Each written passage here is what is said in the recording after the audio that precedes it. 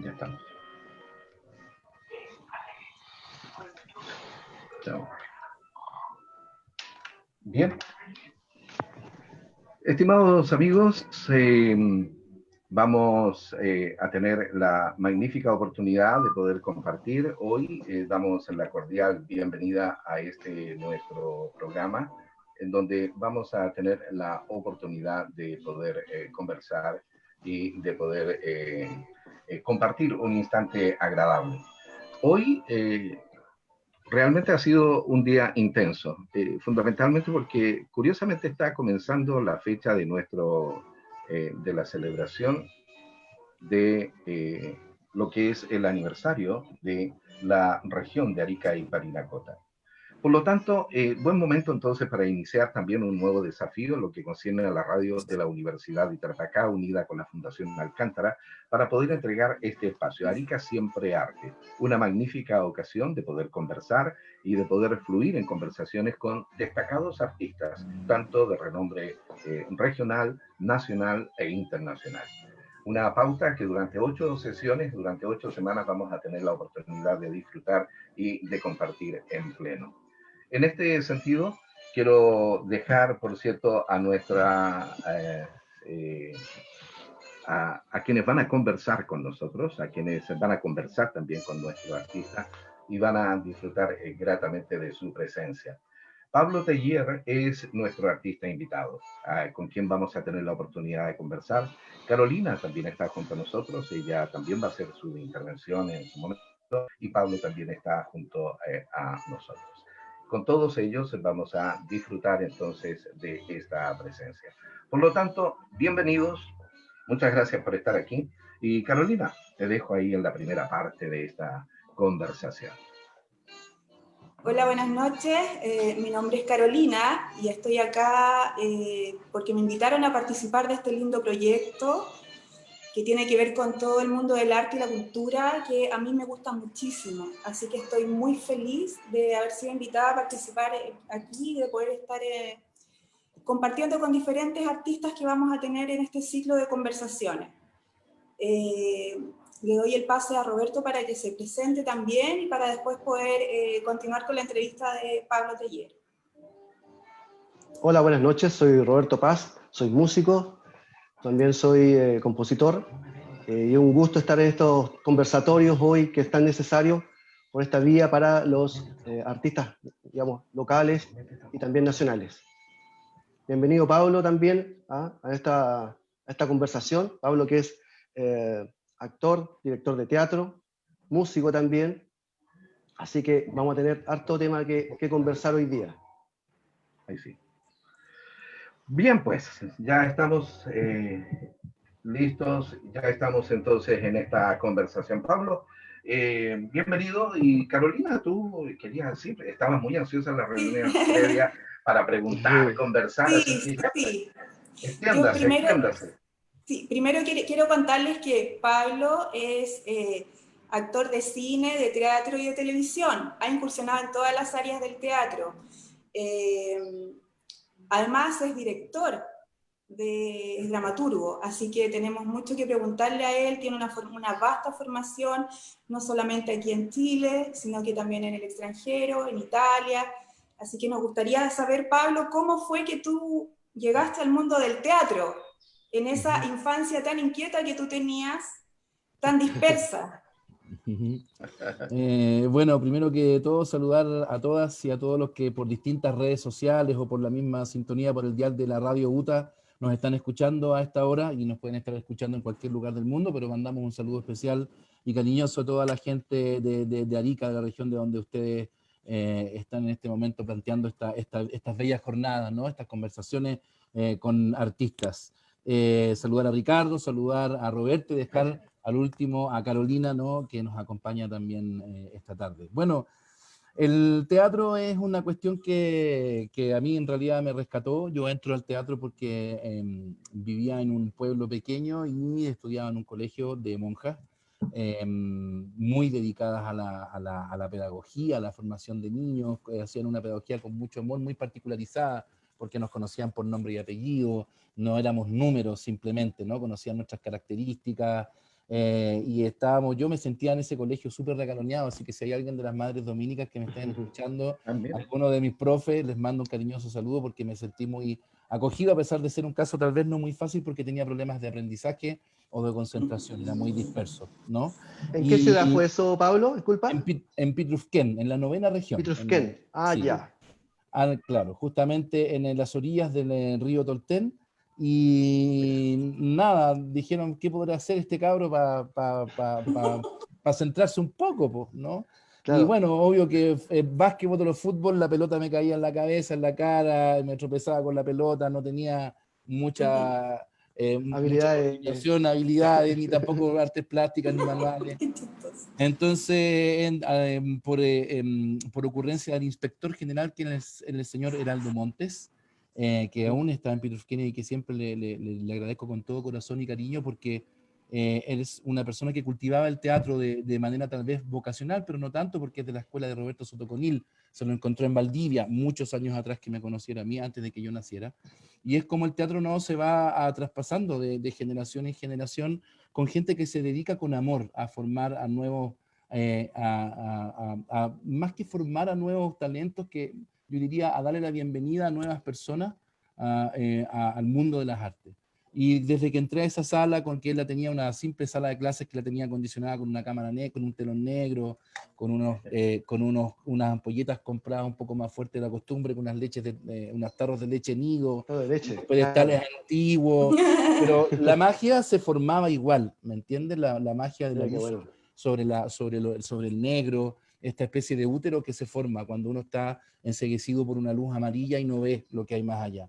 Eso me hizo sentir hasta el día de hoy, no me voy a olvidar, un profundo grado de protección, porque como bien lo digo, cuando uno está en un escenario está concentrado en el aquí y en el ahora, y los problemas desaparecen, ¿no? Y desde ahí que empecé a encontrar un lugar en la sociedad, empecé a encontrar un lugar también en mi realidad, en ese pequeño universo que era de quinto básico, que comienzo a hacer teatro en adelante. Ya tengo un lugar en esta pequeña sociedad que son los mundos, ¿no? Que son los colegios. Empecé a ir a festivales de teatro. Pablo, ¿Mm? o sea que el teatro te encontró a ti, en esa escuelita. Sí, el Así teatro me fue. encontró a mí, el teatro me encontró a Mira, qué mí. bueno. Sí, Y después de ahí, Pablo, tengo uh-huh. entendido que tú entraste a la compañía de teatro de la Universidad de la Frontera, también así bien chiquitito. Sí, ¿Cómo a qué sí. edad?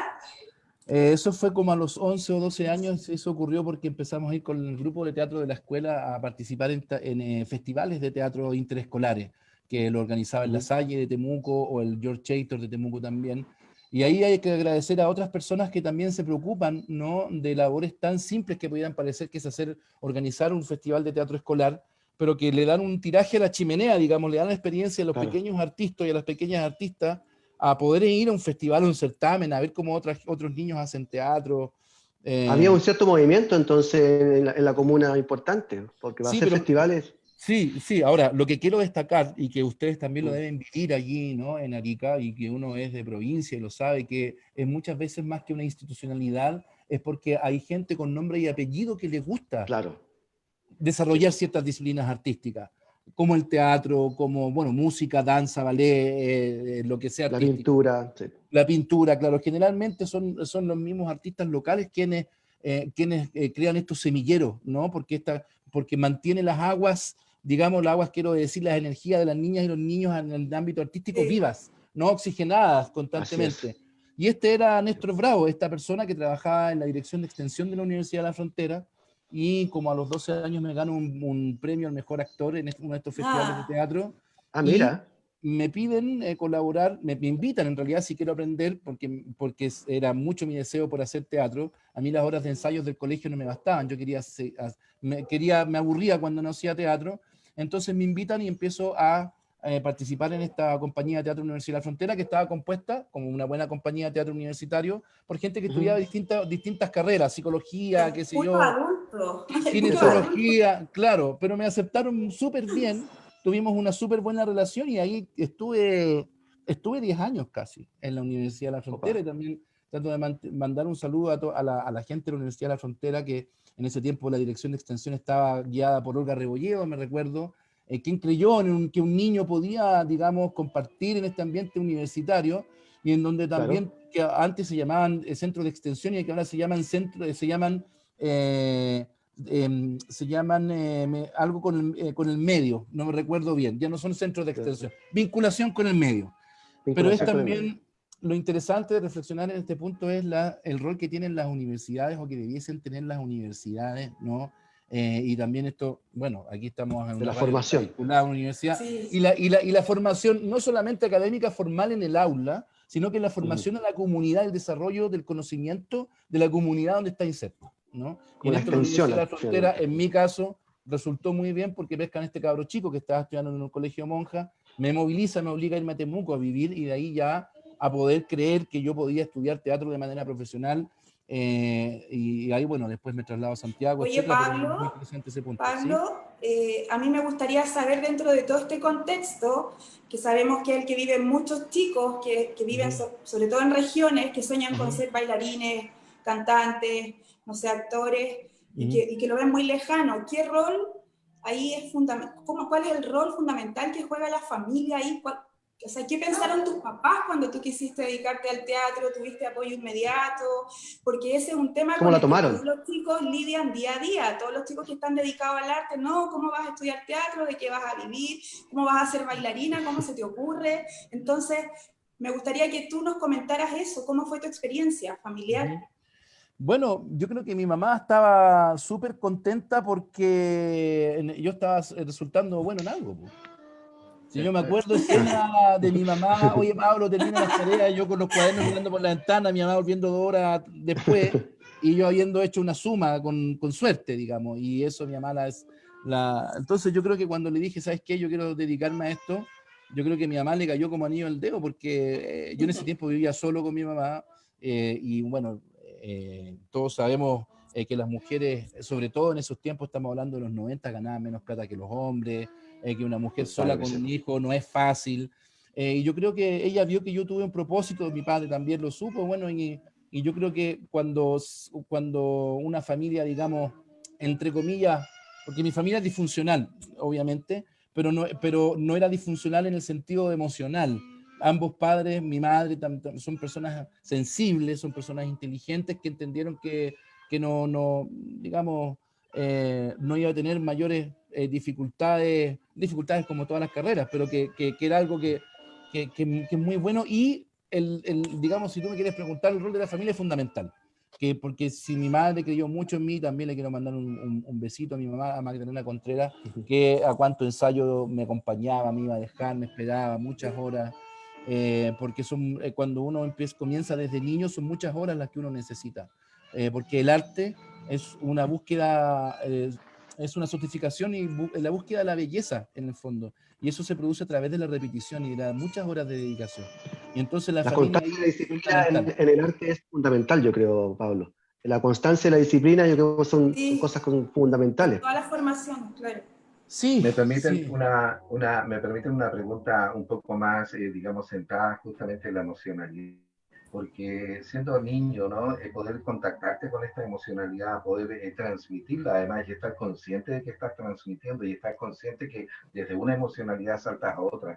Ahí hay un juego que requiere también mucha disciplina, pero por sobre todo, diría yo, requiere esa condición innata.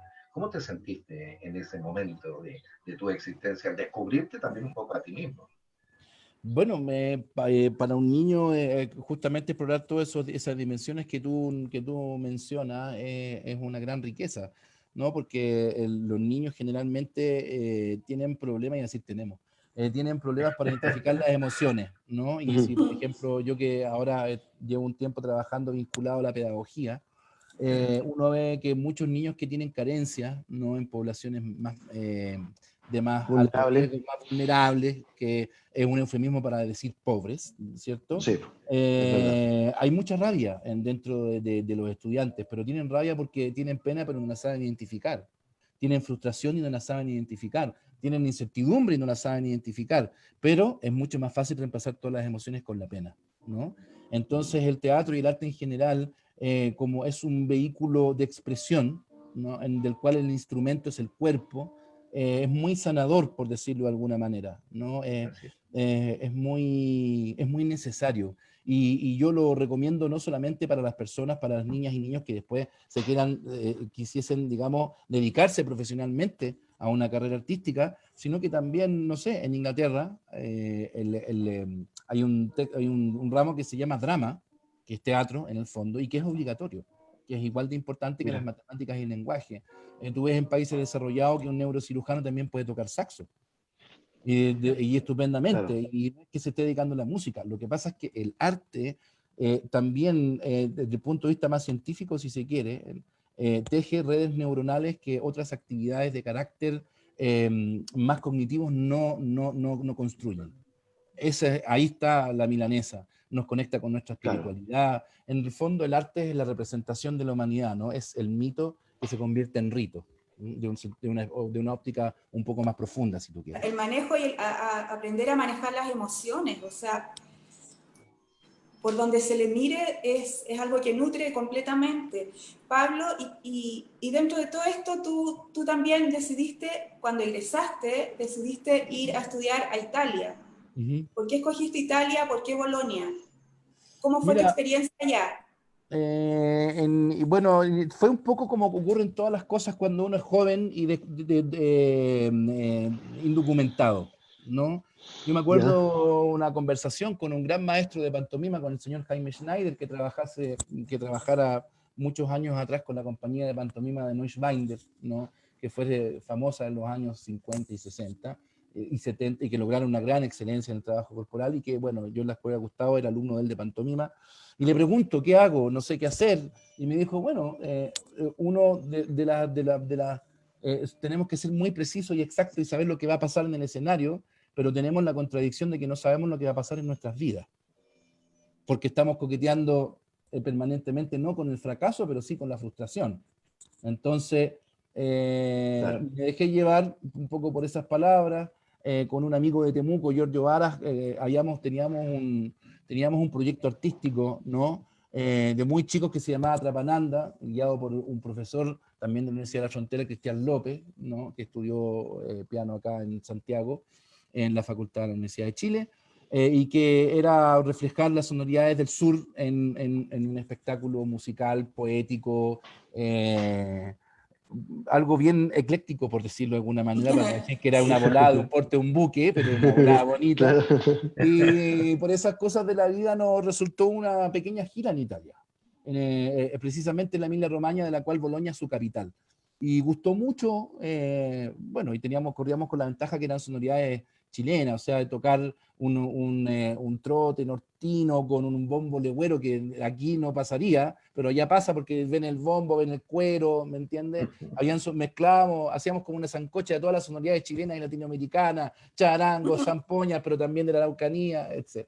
Esto mezclado con poesía, y conozco una escuela que es la Escuela de Teatro del Navile de Bolonia, que está en el centro de Bolonia, cuya casa es de Lucho Dalla, que fue amigo del director de la escuela y se la presta, Lucho ¿no? Dalla, el músico. El músico, el Ah, compositor, buenísimo. cantante. Compositor, claro.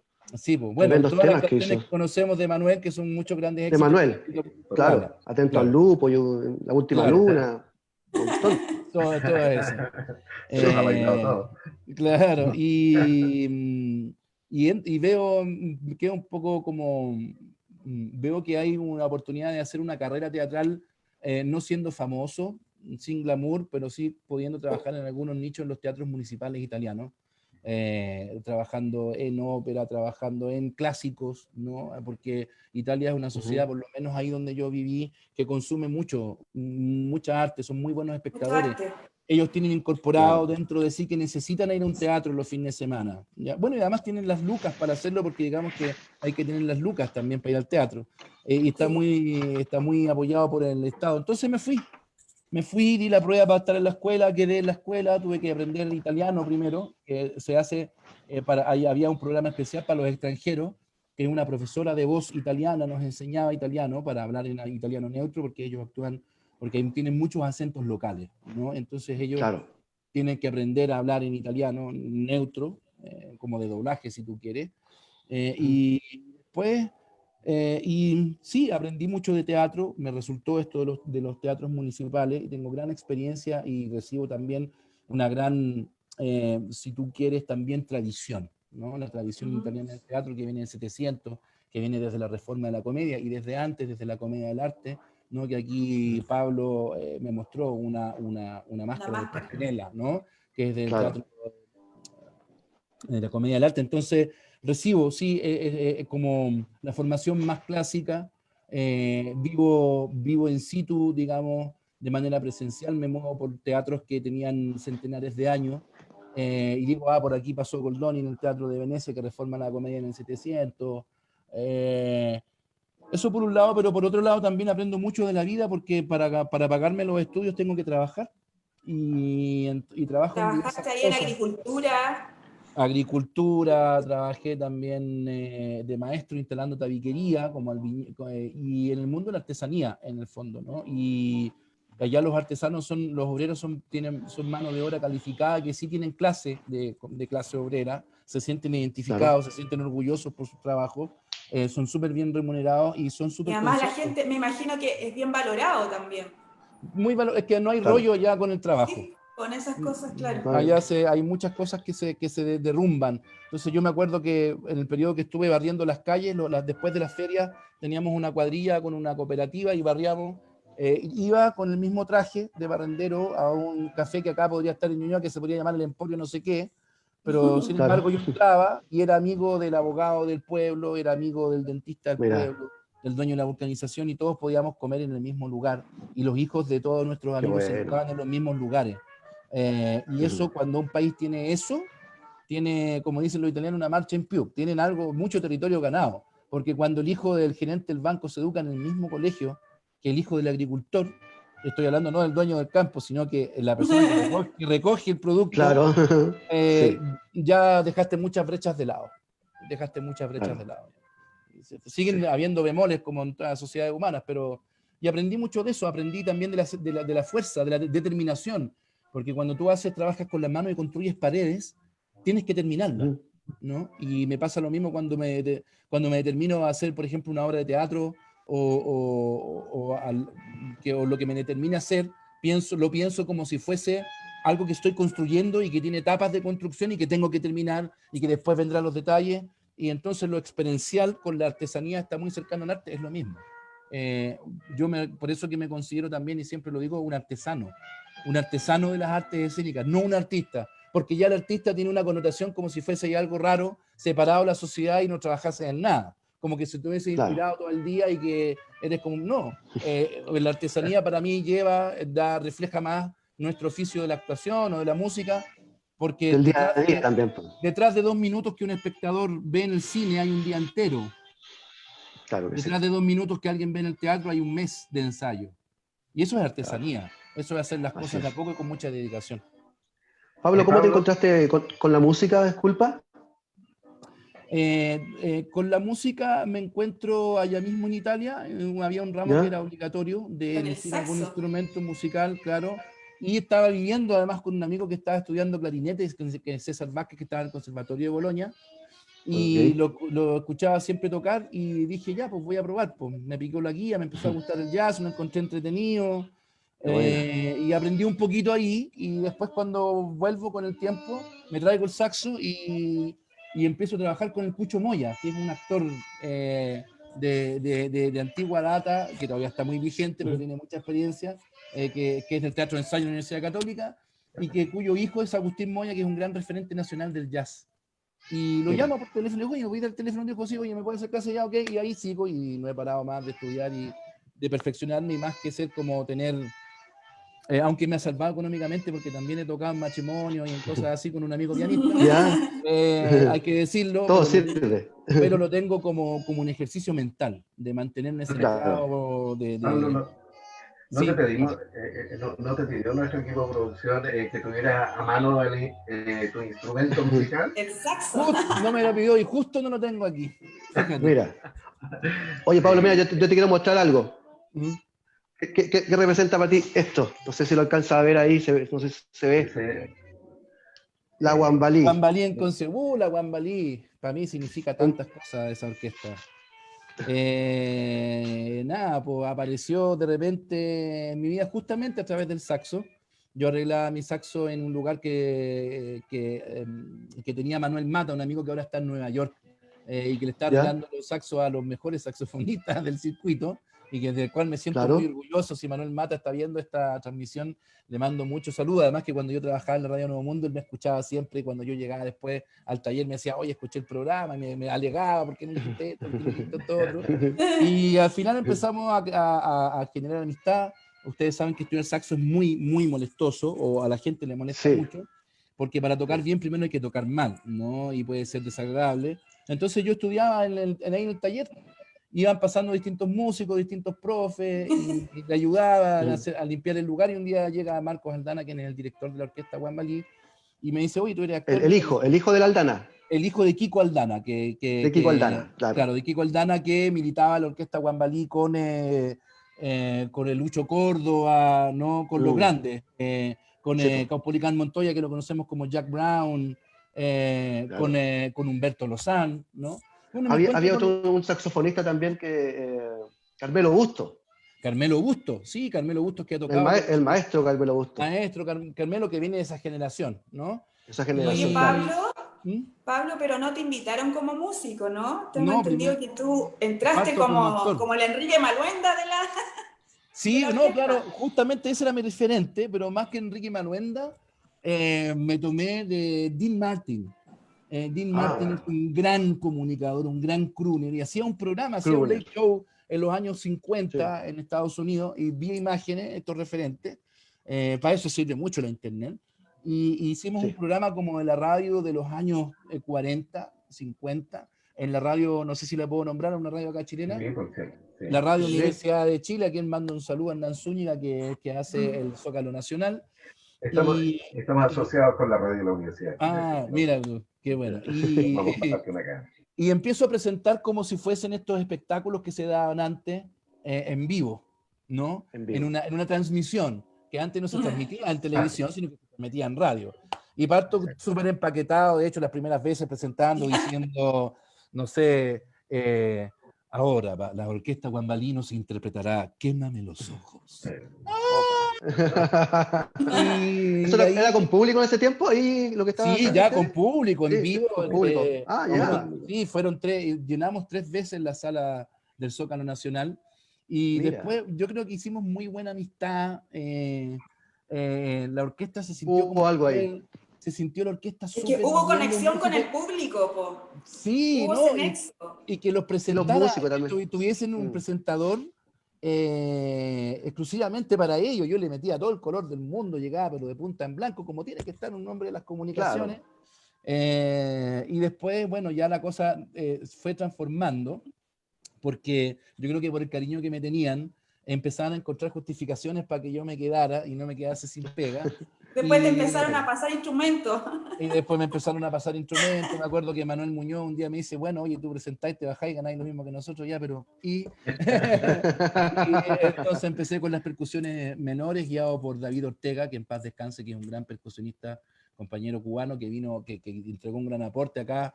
Después sigo perfeccionándome en las percusiones menores con el Damaso Pinto, que ahora está tocando en Los Vázquez y que me entregó mucho, con Frano Kovac, que era el baterista, rodeado de músicos con mucho oficio y muy generosos con el conocimiento.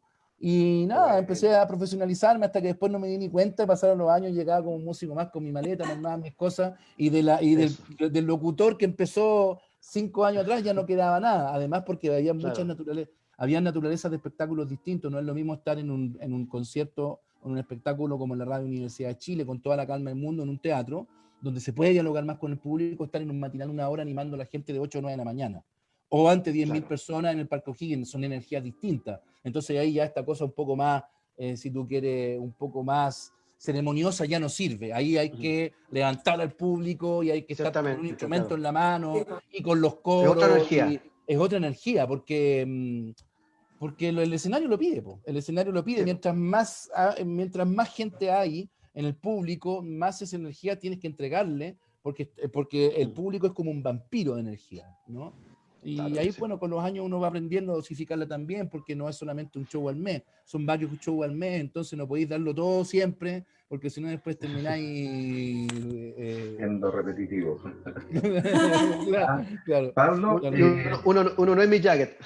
claro. Pablo, estamos hablando justamente de un proceso importante de tu vida que te fue dando una visión, una experiencia, partiste en teatro, estás en nuestro país, te desarrollas en el tema, en la variedad musical, es decir, fíjate todos los aprendizajes que vas adquiriendo, pero llega un momento en que entras nuevamente al teatro, pero ya en otra visión, en otra tarea, en otra misión, empiezas a dirigir, ser muy creativo, tratar de encontrar lo mejor de cada persona para que sea capaz también de colocar eso mejor de sí mismo en el escenario. ¿Cómo fue esa época, ese cambio así? Ah, porque Mira, hay un proceso ahí. sí, sí, hay un proceso, pero fíjate que parte desde muy temprano, porque, claro, yo he estado en teatros como que siempre me quiero mandar un saludo a toda la gente que trabaja en el Teatro Nacional, en el Teatro de la Universidad de Chile, a Silvio Meyer, que es el director de escena, a Jorgito, que es el productor, a Claudio Martínez, que es el productor general también, a las chiquillas de la Secretaría, es decir, a todo el mundo, a Camilo, a Fernando Budón, que son tramoyas con Camilo, en fin, al pelado, un saludo pelado como soy. Y bueno, en la católica en distintos, pero la mayor parte de la carrera, yo creo que de todos, es muy precario, es independiente. Entonces no es que te llame un director y te llame, cuando yo salí, Gustavo Mesa no me conocía a nadie. Y llevaba ya 12 años haciendo teatro porque partí a los 5 años. Entonces, si estáis ahí parado esperando que te llamen, puta, no te va a No, llamar no nadie. pasa nada. Entonces, uno lo No que le pasa queda nada. hacer es hacer sus propios proyectos y es decir lo que uno quiere decir. Y eso era muy compatible con la línea de la escuela de a quien yo considero uno de mis principales maestros, quien es Gustavo Mesa, quien es Premio Nacional de Artes de la Representación, dramaturgo, director de la Escuela de Teatro Imagen, director del Teatro Imagen, que ya tiene muchos años y del cual también me siento miembro y familiar de ahí. Porque Gustavo enseña mucho, no solamente la actuación, no se queda en los límites de la actuación, sino que lo que te enseña es en qué consiste el fenómeno teatral en su totalidad, es decir, cómo cuentas una historia. Te hace muy consciente de como actor que tú eres parte de un cosmos, de un universo o de un engranaje, una pieza de un motor, digamos, que es llevar un texto dramático de aquí, que está en papel, llevarlo, encarnarlo. Por eso se dice encarnar, porque lo llevas a un escenario y lo llevas con personajes de carne y hueso. De ahí que viene la palabra que yo encarno, ¿no? Un personaje porque hago carne el papel. Lo llevo, lo humanizo y lo llevo a un escenario. Por lo tanto, no me costó mucho y comienzo inmediatamente adaptando un libro de mi papá que se llama La Academia del Subterráneo, que también quiero agradecerle que me haya permitido la patudez de adaptar su libro al teatro, que es parte de su historia, y eso fue muy temprana edad, con la Marcela Soler Vicens, me recuerdo, dirigido por la Ingrid Leighton, ahí en el Teatro de Bolsillo. Y entre paréntesis, todas estas cosas son inversiones personales, que yo creo que muchas personas Claro. las hacen, son las lucas que a uno le sobran, y por eso que me gusta mucho también esto de no separar tanto lo vocacional, lo amatorial de lo profesional, entre comillas, porque uno no tiene por qué avergonzarse al decir que invierte plata en lo que le gusta. No sé, ustedes que están más familiarizados, por Sí, ejemplo, a pues. lo mejor la gente que va a participar en los Claro, carnavales, todo. para Uno tiene que invertir confeccionar lucas en todo. los trajes, Autogestión. uno tiene que invertir Mm. la lucas en todo, en el sonido, en la música, en todo. Así Es es, y los que así. más ganan son los técnicos, y los que más ganan son los dueños de la sala, y el que menos gana el que Sí, adaptó pues. el texto, y el actor el último que gana, pero no hay por qué, no tenemos por qué censurarnos decir eso, es todo lo contrario, ese es el camino, Claro. ese es el camino. Y claro, y eso me dio la oportunidad también que me llamasen de otros lados porque iban directores a ver esta novedad, ¿no? Este cabro que estaba empezando en Santiago a meter un poco de bulla, con sus creaciones propias, con sus adaptaciones. Después viene ya un poco más maduro, creo yo, el punto de vista dramatúrgico. Viene hablando de dramaturgia propia y ayudado también por un equipo.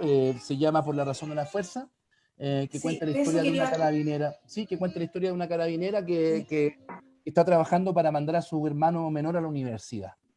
Y se encuentra la coincidencia que tiene que ir a reprimir al Instituto Nacional, tiene que ir a reprimir a su propio hermano. Y de las cuales muchos poli, que yo les llamo, porque conversé con muchos carabineros para escribir la obra, porque no la escribí en base a mi imaginación, sino que me imaginé, me la escribí en base a evidencias reales de carabineras y de carabineros. En el contexto de que el año de la... Yo me baso en el 2011. A mí ¿De lo los que me llama pingüinos? la atención, no me recuerdo lo del 2011, pero me recuerdo... Pero Pablo, yo tengo Sí. entendido que esta obra, que fue, parece que tu primera dirección, Sí. como obra tuya, digamos, tengo entendido que tú igual trataste de rescatar la parte humana, o sea, como el nexo humano entre la relación de Carabineros con los estudiantes. O sea, Sí, como ver la parte es que, humana de ambos lados. Por supuesto, mira, a mí siempre me ha tocado hacer personajes, como te dijera, que serían entre comillas malos. Por ejemplo, a mí me tocó hacer en una serial, que no me recuerdo, pero salió al aire hace unos años atrás en Televisión. Me Lo tocó que hacer callamos de... las mujeres. No, Siempre esa eran no. malos. No. Me toca hacer del jefe de escolta de Pinochet. Ya.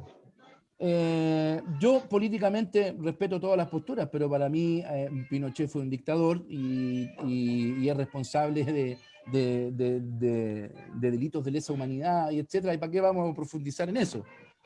Lo que yo quiero profundizar en el fenómeno de la actuación. Si yo fuese un actor que tiene una mala formación, porque a mí esto no son cosas que se le ocurren a uno porque uno es brillante, es porque yo fui muy buen alumno y escuché mucho a mis profesores.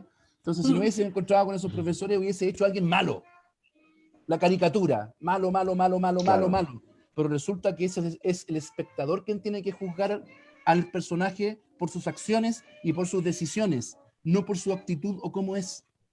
Y es ahí donde está la construcción tridimensional de los personajes que uno tiene que hacer.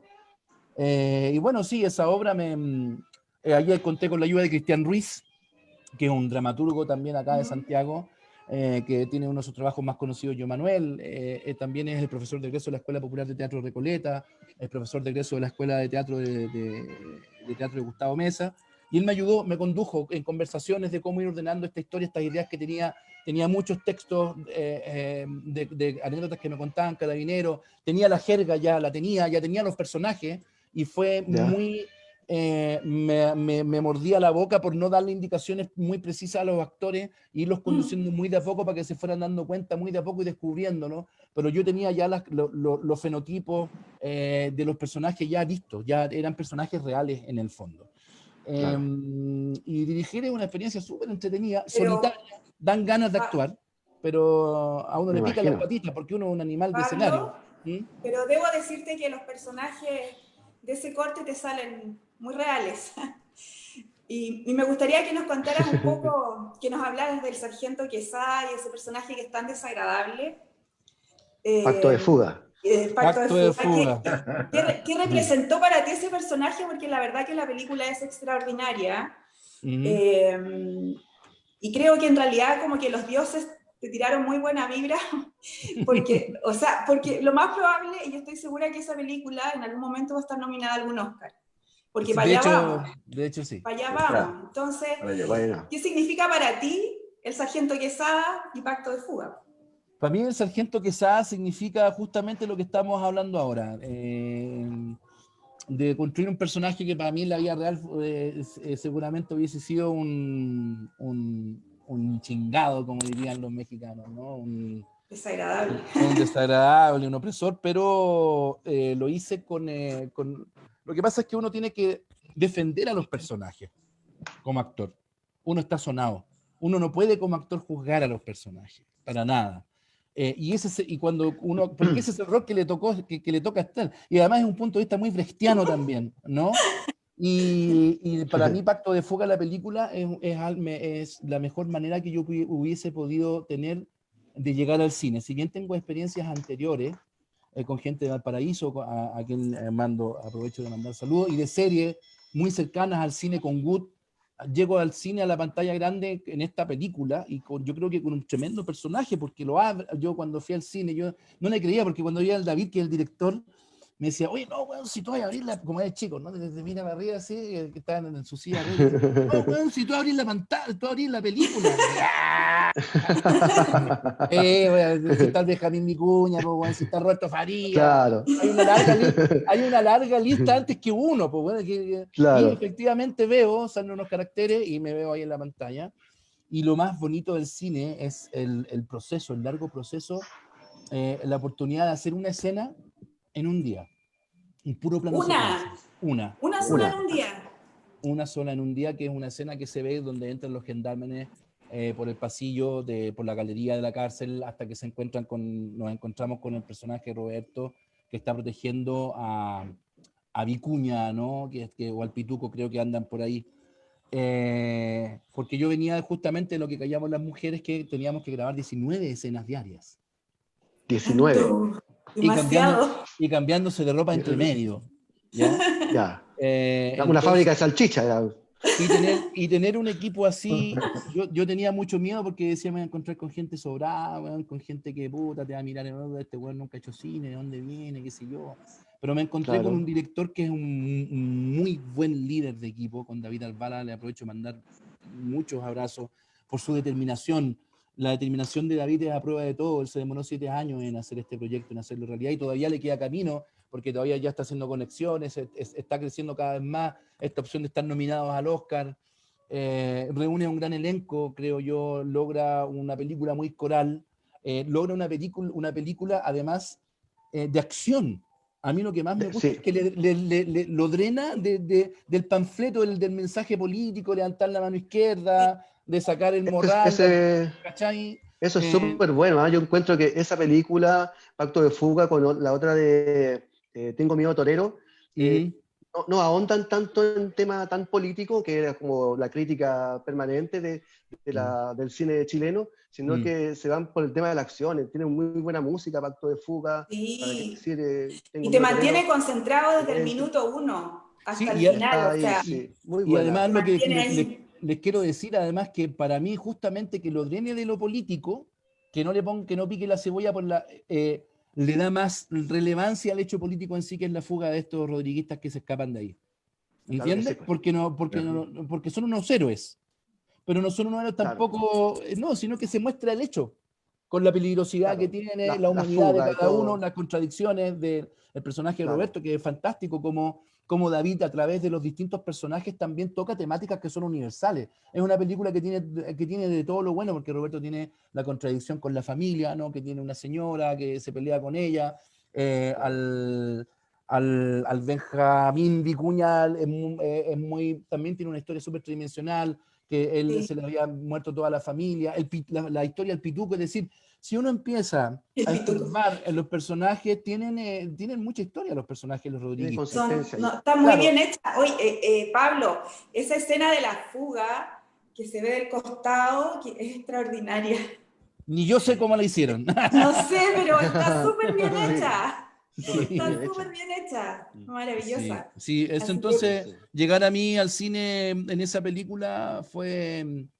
Yo creo que en la vida no existe la suerte, pero sí hay actores igual o más talentosos que uno que podrían haber hecho muy bien ese papel, y yo me siento muy agradecido de haber tenido esa oportunidad y creo que la aproveché muy bien. Creo que me concentré para el momento, creo que me llegó el momento también cuando yo estaba preparado para asumir un desafío como ese. Y por eso que es tan importante todo lo que viene anterior, porque uno piensa que, oye, no, pero ¿para qué estoy haciendo esta cuestión si llegaron 7 espectadores? ¿Para qué vamos a hacer la función? Porque cada minuto que tú estás en el escenario cuenta, porque cuando llegas a una oportunidad como esa vas a estar preparado, porque no hay nada peor que te llegue la oportunidad cuando no estés preparado para aprovecharla. Y todo eso es lo que callamos las mujeres, que eran 19 escenas diarias. Le mando un Felipe al director, un saludo a Felipe, al director de lo que callamos, que me tocaba a mí, a la Cookie, al Chino, a la Claudia Aravena, que era la encargada del casting, al Ángeles Jarpa también, que siempre confiaban en mí. Era un equipo súper chico. Era un equipo que además que lo que callamos las mujeres se graba en casas de verdad que tienen las características de lo que dice el guión. Entonces son casas pequeñas donde estás en una pieza entrometido cambiándote del baño. Y el audio, además, todo es diferente. Es diferente porque y es mucho más rápido. Queda. Ahí la vanidad se te va a la cresta.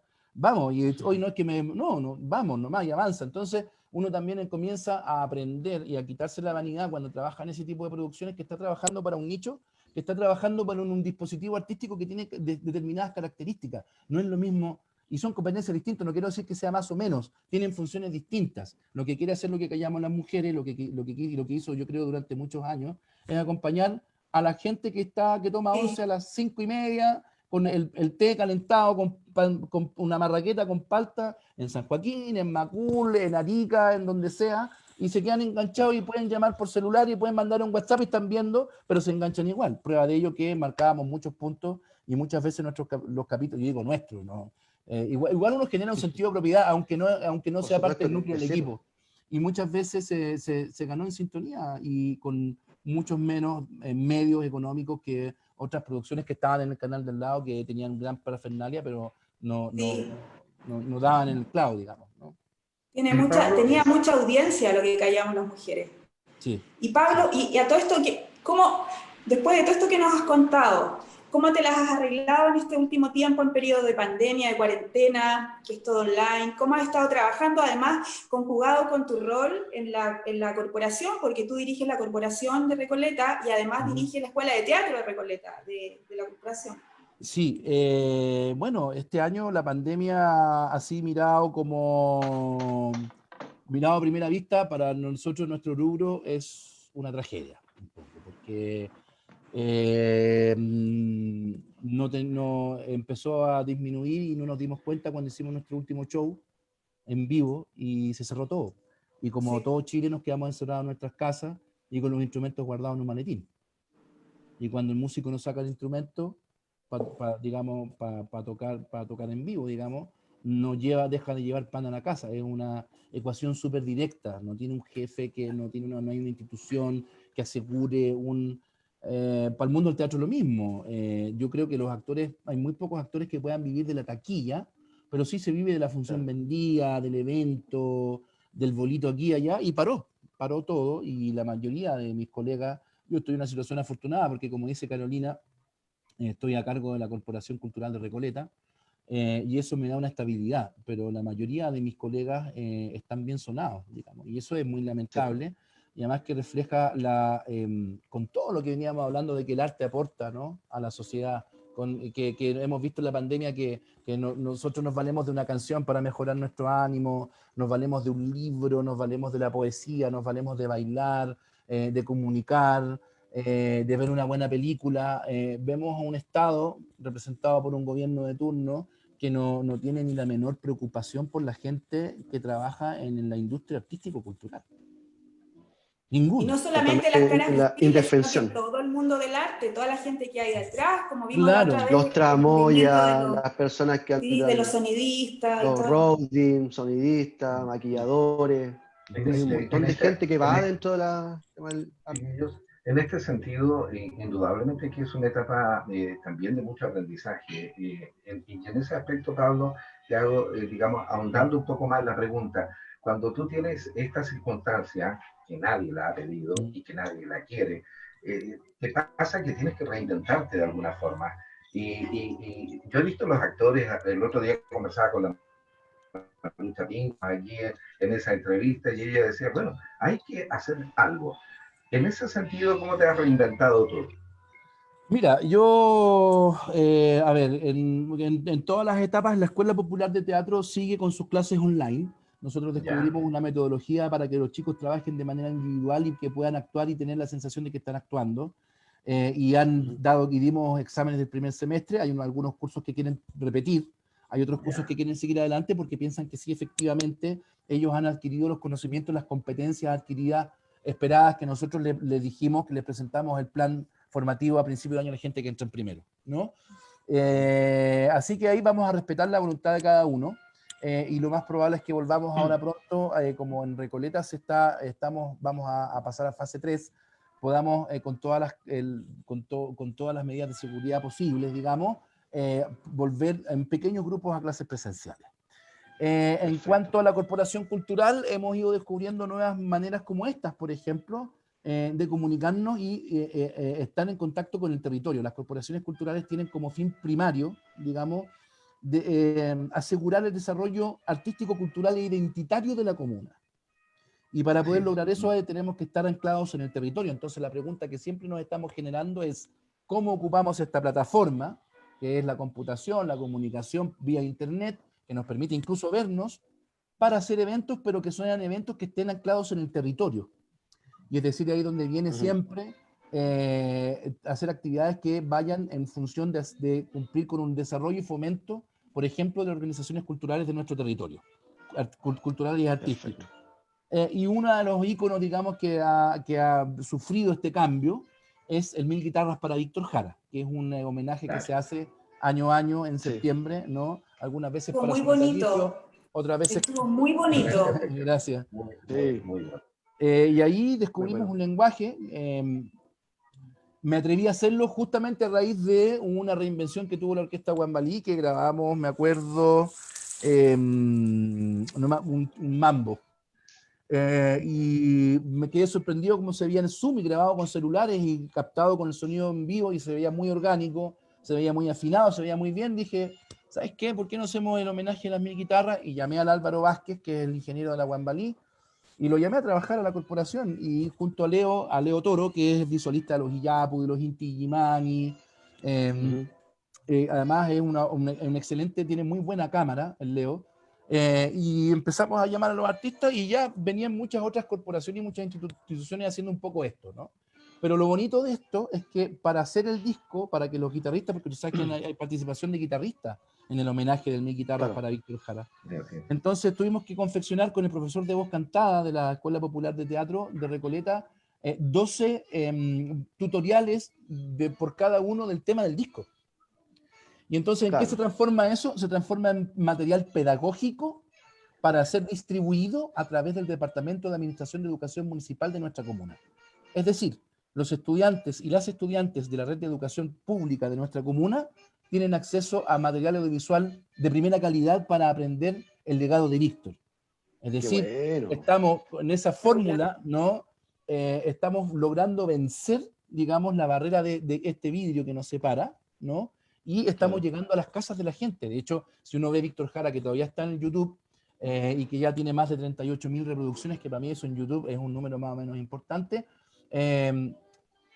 sin tener, digamos, ningún apoyo de una televisora o de un grupo de comunicación hegemónico, claro, me parece muy bien.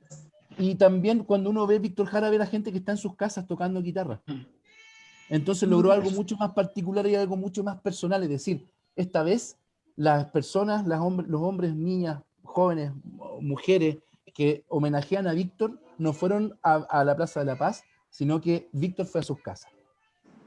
Bueno, y con la conducción de Miguel Davanino. Eso ha sido algo bueno de esto, rescatando lo positivo, que nos ha permitido a todos, digamos, los comunes y corrientes, tener más cercanías con ustedes los artistas, porque hemos tenido de toda la gama de arte por redes sociales, y esa cosa sí ha generado una cosa bien bonita también, porque nos permite soñar, nos permite ver más allá, nos permite pensar que no todo es tan malo, que no todo es tan triste como estamos en estos días.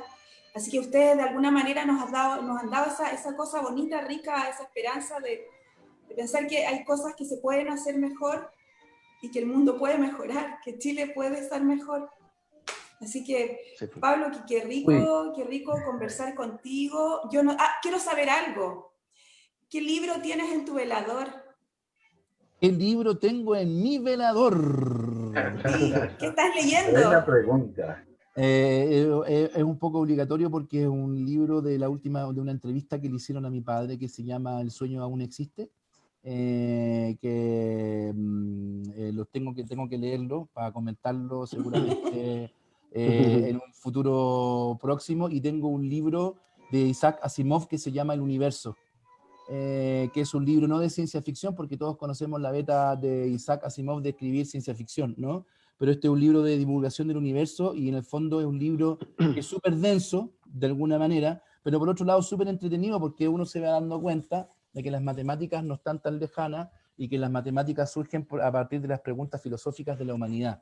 ¿Dónde estoy parado? ¿Cuánta hay distancia de un lado a otro? La luna, estos cuerpos celestes que giran, los puedo calcular. Y de repente me leo una página y media y me quedo dormido al tiro. Oye, Pablo, ¿y cuál fue el último CD, cassette, música que que compraste o que estás escuchando ahora? ¿Qué estás escuchando ahora? Ahora, lo que estoy escuchando ahora, bueno, yo En el escucho, auto, en el auto, en el auto. claro, soy Donde sea. yo creo que todos mis círculos más cercanos saben que yo soy un fanático del jazz. Bueno, Me gusta escuchar mucho a Lester Young, me gusta Sonny Stitt, me gusta bueno. Paul Desmond, bueno, lo Ah, que a qué todo el bueno, mundo, Paul John Desmond. Coltrane, pero en este Coltrane, momento por supuesto. lo que estoy escuchando en este momento es un material nuevo que estamos haciendo con un grupo de amigos, nos llamamos los Hermanos Montoya, y estamos Ah, haciendo un ya. disco que se llama Romantic Kitsch, que son temas de José Luis Perales, no sé, o Mira, Roberto Carlos, el gato que está ya, claro. en nuestro cielo, no va a quedar nada si no estás. No sabes, mi amor, qué noche bella. Y eso lo estamos haciendo en cumbia ranchera. Lo estamos haciendo con... Cumbia ranchera.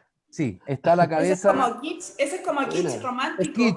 Se llama, de hecho, el Ya. disco se llama Romantic Kitsch. Ah, ¿viste? ¿Y cuándo sale ese Eh, disco?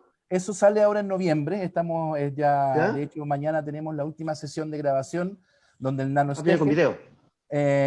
El video ya grabamos el clip, lo aprovechamos de grabar en el sur ¿Ya? porque yo como por motivos de fuerza mayor, por la salud Ujú. de mi madre, tuve que irme a hacer mucho teletrabajo desde Pucón, que es donde vive mi mamá. Y eso ¿Ya? agradezco, bueno, eso es una parte, por ejemplo, de la pandemia. Si no hubiese existido la pandemia, yo no hubiese podido estar tanto tiempo con mi mamá y eso es una de las cosas que son impagables.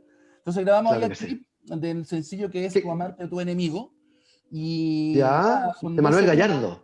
Sí. Puedo ser Está. tu amante o tu Sí. enemigo. Esto con timbales. Y ahí está. ¿Y ahí tú qué toca? ¿El saxo? No, yo ahí toco, yo hago coros, canto también. ¿Ya?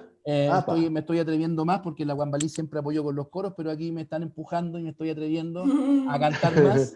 Y toco la Ya. guira, y está el Rodrigo Rodríguez en las congas, está Giorgio Varas, perdón, Rodrigo Rodríguez en los timbaletas, está Giorgio Varas en las percusiones, en las congas, Ya. está Francisco Carvajal, que es el Montoya mayor de los hermanos Montoya, porque nosotros somos la familia, por eso es que se llamamos los hermanos Montoya. Y de hecho Ok. tenemos nombre. Bueno, en el clarinete está Esteban Núñez, que hace los ¿Ya? clarinetes muy acordeonísticos. Parece que ya terminamos ya, Ricardo, de transmitir que no. Sí, Pablo, me Sí, dicen estamos que ya. estamos en la hora y que quieren Ya. hacer Uy. unas preguntas, no sé, del Ah, público. ok. Sí. Vamos rápidamente porque la verdad que nos olvidamos un poco de las preguntas del público y nos queda Estaba Sí. muy poco entretenido. tiempo. Sí. Ustedes me dijeron que fluyera la conversación, ¿no? No, No, súper bien, oye, súper bien. Pablo, estuvo muy, muy bien.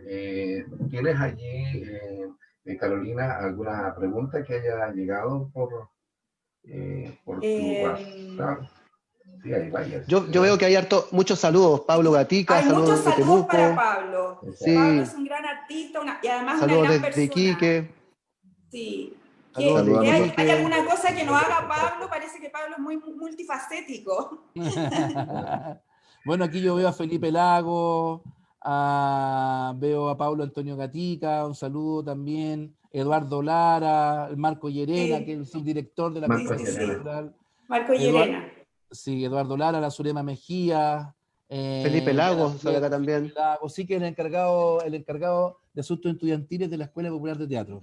Están Ah, todos los buenísimo. amigos viendo, todos. Qué bien, pues. Sí, Todos los familiares y amigos. Una muy buena suma. sí. Queridos amigos, Estuvo yo muy quiero, entretenido. Carolina, Roberto, bueno, y Pablo, por sobre todo darte las gracias. Primero, darte las gracias. Segundo, porque también esta conversación genera, yo diría, mucho de nosotros aprendizajes. Hay varios mensajes tuyos que están allí como insertos en tu propia experiencia Sí. y que también podemos ir tomando. Y creo que a muchos les pudo pasar también lo mismo. Así es que por esa entrega tan emotiva de parte tuya, tan natural, tan espontánea, mil gracias por acoger esta invitación.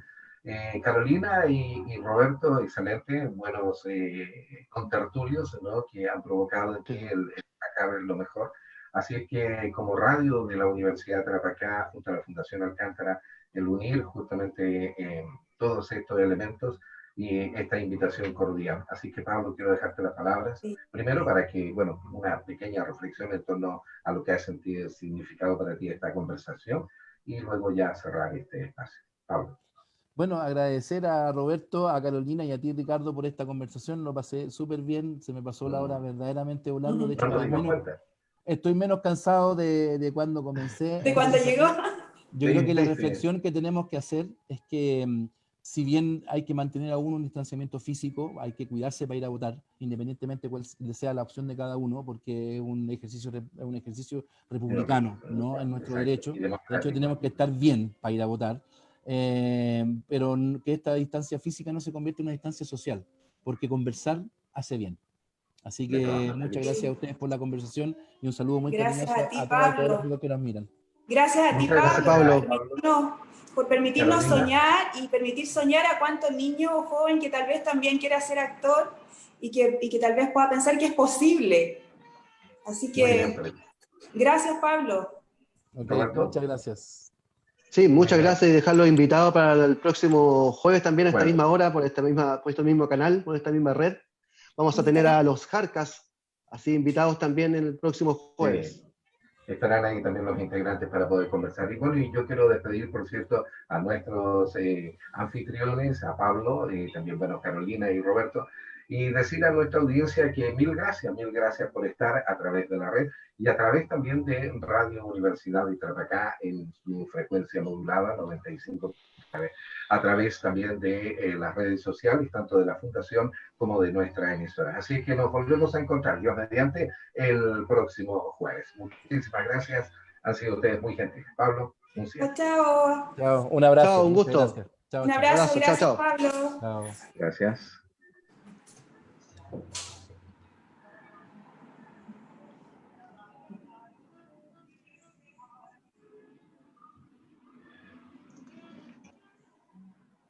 Quiero parar la Chao, chao. transmisión. Chao, muchachos. Gracias.